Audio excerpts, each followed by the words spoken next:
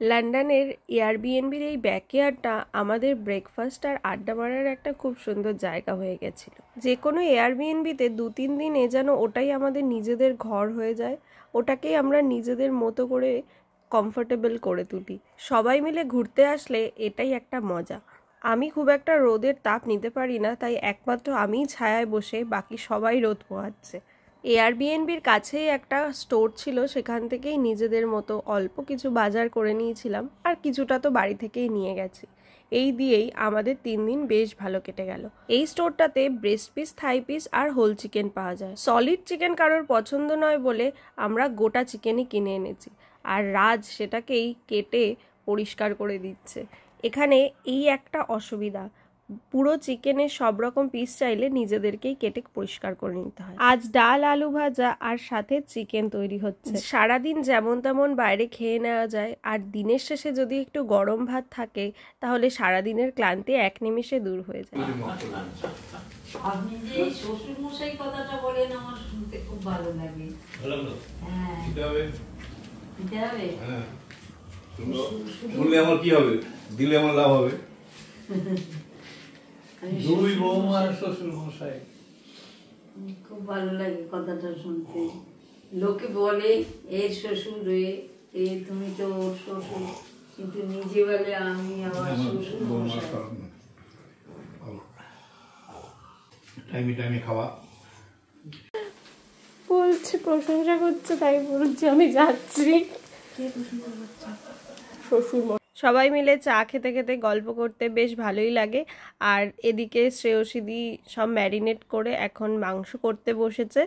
বাইরে এসেও এই রকম বাঙালিয়ানা এবং নিজেদের মতো করে খাবার সুবিধা থাকলে কে আর বাইরে খেতে চায়। হোটেলের বদলে এয়ারবিএনবিতে ওঠার এই একটা বড় সুবিধা।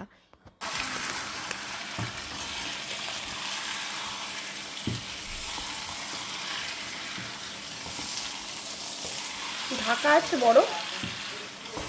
এগুলো কি একসাথে করার ভেতর ঢুকে যাবো? আসছে কিন্তু এগুলোও দিয়ে দেবো।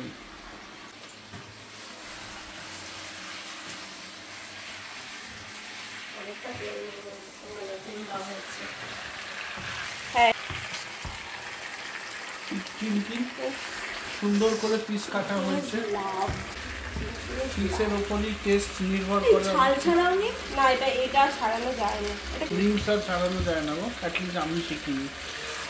চিকেন কষানোর সাথে সাথে 3 জনের একসাথে আড্ডাও চলছে আর লেগ পুলিংও চলছে। গরম ভাত আর চিকেন কষার সাথে আমাদের রাতের ভোজটা বেশ ভালোই হয়েছিল। লন্ডনের 3য় দিনের সকালে আমরা সবাই বাইরে চা খেতে বসেছি। আজকে ওয়েদারটাও খুব ভালো, তাই রোদ পিট করে সবাই মিলে একসাথে এই সামনে দাঁড়িয়ে দাঁড়িয়ে চা খেলাম। আর তখনই গেটের সামনে এই ছোট্ট কাঠবিড়ালিটা এসেছিল। আমরা বিস্কুট দেওয়াতে বেশ মজা করে খেলো, অনেকক্ষণ ঘোরাঘুরি করলো, আর তারপরে আবার চলে গেল। আজ আর আমরা ব্রেকফাস্ট করিনি, 10:30টার মধ্যে আমাদের রেডি হয়ে বেরোনোর ছিল।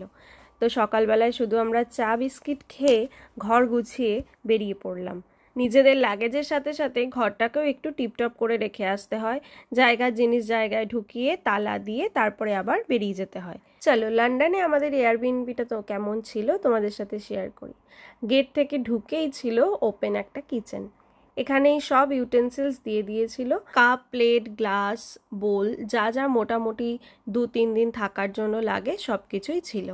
একটা বাড়িতে বেসিক যে জিনিসগুলো লাগে, যেমন micro oven, washing machine, electric kettle, toaster, এই সব কিছুই একটা এয়ারবিএনবিতে দেওয়া থাকে। এর সাথে সাথে এখানে একটা ফিল্টার কফির মেশিনও ছিল। এছাড়া নুন, চিনি, তেল এগুলোও দেওয়া থাকে। এর সাথে সাথে ছিল কফি, চা আর ফিল্টার কফির জন্য আলাদা করে কফি পটও ছিল। এর সাথে থাকে ফ্রি ওয়াইফাই, আর ফ্রিজটাও দিয়েছে একটা পেল্লাই বড়। এখানেও একটা ছোট ওয়ার্ড্রোব মতো দেওয়া ছিল।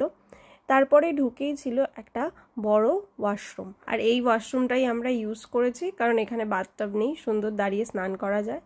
তো সুন্দর ওয়াশরুম দিয়েছিল, সাথে শ্যাম্পু আর শাওয়ার জেলও দেওয়া থাকে। এখানে একটা বড় লিভিং রুম ছিল, এখানে একটা বড় সোফা কাম বেড দিয়েছিল, সাথে টিভিও ছিল। 4 জনের বসার মতো একটা ডাইনিং টেবিল দিয়েছিল। যাবার আগে গোছগাছ করতে করতে চারিদিকটা হুলস্থুল এদিক ওদিক হয়ে রয়েছে। ওপরে সিঁড়িতে উঠে প্রথমেই একটা বড় ডাবল বেডরুম ছিল। এই ঘরটাও বেশ সাজানো গোছানো, সুন্দর দেখতে ছিল। আর এই ঘরের জানলা থেকেই নিচের ব্যাকইয়ার্ডটা সুন্দর দেখা যায়। চড়া রোদ উঠেছিল বলে ঘরে বেশ ভালো আলো আসছিল আর চারিদিকটা বেশ খোলামেলা ছিল। এই রুমটায় ছিল একটা বেশ বড় ওয়ার্ডরোব, একটা ড্রেসিং টেবিল আর ডাবল বেড। এর পাশে ছিল একটা বড় ওয়াশরুম, এখানে একটা বাথটব ছিল আর এর পাশে ছিল আর একটা ল্যাবরেটরি। আমাদের এই ঘরটা বুক করার প্রধান কারণ ছিল অনেকগুলো ওয়াশরুম, কারণ এতজন মিলে গিয়ে ওয়াশরুম কম থাকলে খুব লেট হয়ে যায়। এরপর পাশাপাশি দুটো রুম ছিল, এখানে সিঙ্গেল বেড দেওয়া ছিল আর একটা চেস্ট অফ ড্রয়ারও দেওয়া হয়েছিল। আর এর পাশে আরেকটা রুম ছিল, সেখানে একটা ছোট্ট কাবার্ড ছিল, একটা চেস্ট অফ ড্রয়ার আর একটা পোর্টেবল ফ্যানও দিয়েছিল। এই ফ্যানটা বেশ কাজে লেগেছে, কারণ লন্ডনে এত গরম পড়েছিল সেই 3 দিন, আমাদের পক্ষে খুব কষ্টকর হয়ে যেত যদি এই ফ্যানটা না দেওয়া থাকতো। এই ছিল লন্ডনে আমাদের এয়ারবিএনবির হোম ট্যুর। এর সাথে আজকের ব্লগটা এখানেই শেষ করছি। দেখা হবে নেক্সট ব্লগে। লন্ডনের 3rd দিনে আমরা কোথায় কোথায় এক্সপ্লোর করলাম দেখতে হলে চোখ রাখুন বিলেতে বিরাজের চ্যানেলে আর ফেসবুকে বিলেতে বিরাজের পেজে। সবাই সুস্থ থাকবেন, ভালো থাকবেন, সাবধানে থাকবেন আর অনেক আনন্দে থাকবেন। Stay tune and thanks for watching. Bye bye.